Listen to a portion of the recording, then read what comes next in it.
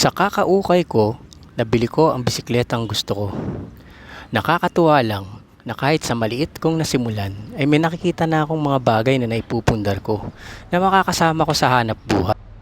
Mahirap maging isang OFW. Kaya naman kahit papano ay sumaside hustle ako. Nang sa ganon ay matuto ko sa pagninegosyo. Dahil ayoko din talagang malayo ng matagal sa pamilya ko. Lalo na at may isang bulinggit na ako.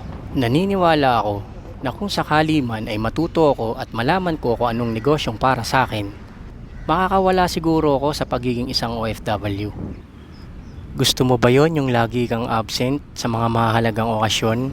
Siguro naman, kasama ng sipag, tiyaga at dasal, ay maaabot din natin yung mga pangarap natin na makasama ang ating mga mahal sa buhay.